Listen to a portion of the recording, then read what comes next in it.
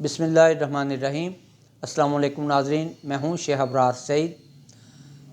ناظرین، وہ long march جس کو ہم گزشتہ 5-6 ماہ سے صبح دوپہر شام سنتے سنتے ہمارے کان تک پک گئے تھے، لیکن گزشتہ روز اس لانگ مارچ کی پریکٹیکل صورت ہم نے لاہور کی شاہراہوں پہ دیکھی۔ نو ڈاؤٹ لاہوریوں نے کپتان کی آواز پہ بھرپور لبیک کہا، کپتان کے آواز کے ساتھ آواز ملائی، قدم کے ساتھ قدم اور شانے سے شانہ ملا کر چلتے نظر آئے لاہوریے، اور لاہوریوں نے بآواز بلند یہ فیصلہ سنا دیا کہ عمران خان کا بیانیہ جس کے تحت وہ جلد از جلد قومی انتخابات کی تاریخ کا اعلان مانگ رہے ہیں، ہم لاہوریے اس کے ساتھ کھڑے ہیں۔ ناظرین، آج میں آپ کے ساتھ قومی معیشت اور قومی سیاست کے حوالے سے ایک مخصوص پوائنٹ آف ویو کے حوالے سے بات کرنا چاہوں گا۔ وہ پوائنٹ آف ویو یہ ہے کہ ہمارے ہاں 2018 سے onward P M L N بالخصوص اور پی ڈی ایم میں شامل دیگر تمام سیاسی جماعتیں بالعموم یہ کہتی سنی گئیں کہ 2018 کا مینڈیٹ باقاعدہ چرایا گیا ہے۔ 2018 میں عوام نے پی ڈی ایم کی جماعتوں کا کہنا یہ ہے کہ عوام نے ہمیں مینڈیٹ دیا تھا، عوام نے ہمارے حق میں اپنے حق رائے کی پرچی استعمال کی تھی، لیکن اس وقت اسٹیبلشمنٹ نے اپنے لاڈلے عمران خان کو ہمارا مینڈیٹ چرا کر اس کی جھولی میں ڈالا اور اسے پارلیمان میں براجمان کر دیا، جبکہ ہمیں اپوزیشن کی صفوں میں بیٹھنے پہ مجبور کر دیا گیا۔ ان کا کہنا ہے کہ عمران خان نے ناتجربہ کاری اور نااہلی کے باعث ملک کی معیشت کا بیڑا غرق کر دیا، نہ صرف معیشت کا بلکہ خارجہ امور میں بھی ملک پاک کو انتہائی زیادہ نقصان پہنچانے کا باعث بنے۔ دوسری طرف عمران خان صاحب اور پی ٹی آئی کہتی ہے کہ 2018 سے لے کر آج دن تک ہمیں بھرپور عوامی حمایت اور تائید حاصل ہے۔ ان کا کہنا ہے کہ ہم 2018 میں بھی بھرپور عوامی ووٹوں کے ساتھ ایوان میں پارلیمان میں براجمان ہوئے، اور آج جب کہ ہمیں اپوزیشن کی طرف دھکیل دیا گیا ہے، اس کے باوجود ملک پاک میں بہت بڑی اکثریت کی حمایت آج بھی ہمارے ساتھ کھڑی ہے۔ ان کا کہنا ہے کہ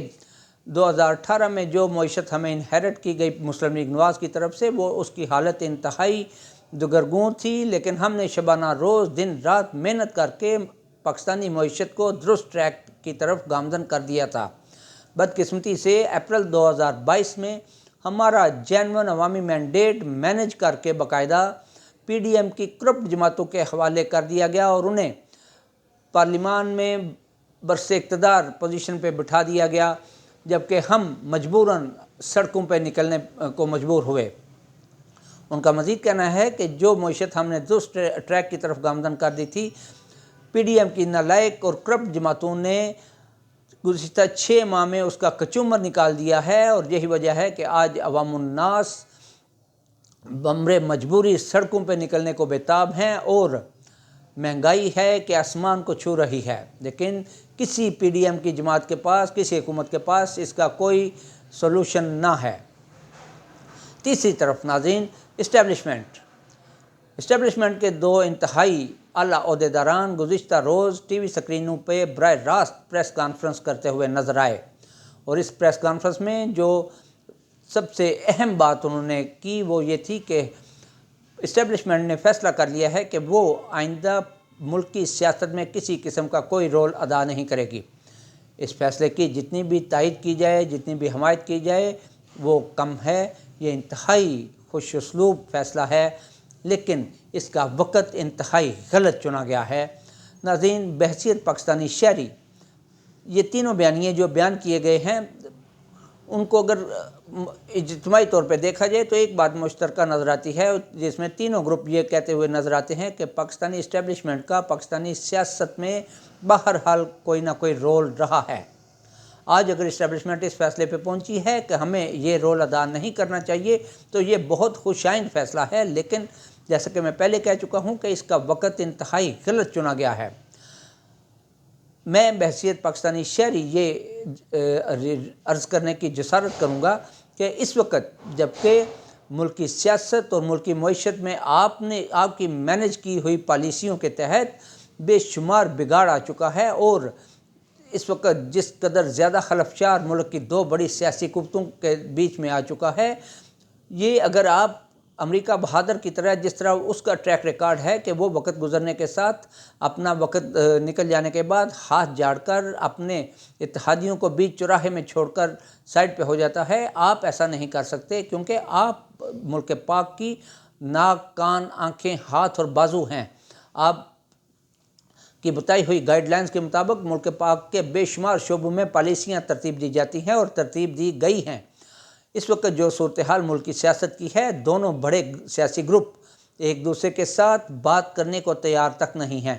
اس وقت آپ کی ذمہ داری ہے، آپ کا قومی فریضہ ہے کہ آپ اپنا اثر و رسوخ استعمال کرتے ہوئے ان دونوں بڑے سیاسی گروپوں کو ایک ٹیبل پہ بٹھائیں اور اثر و رسوخ استعمال کر کے انہیں مجبور کریں کہ کسی ایک سمت میں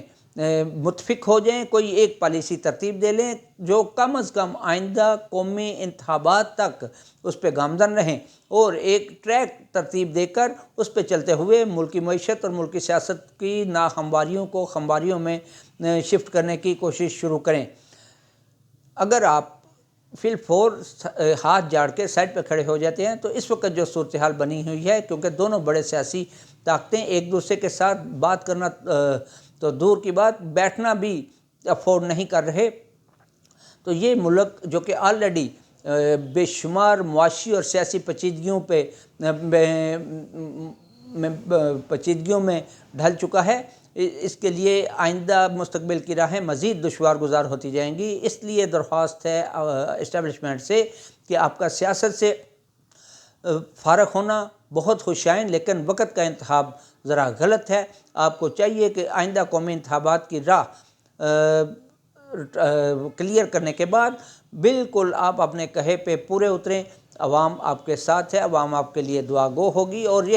آپ کا یہی فیصلہ قوم و ملک کے لیے خوشائند بھی ثابت ہوگا۔ ناظرین، اجازت دیجیے، اللہ حافظ۔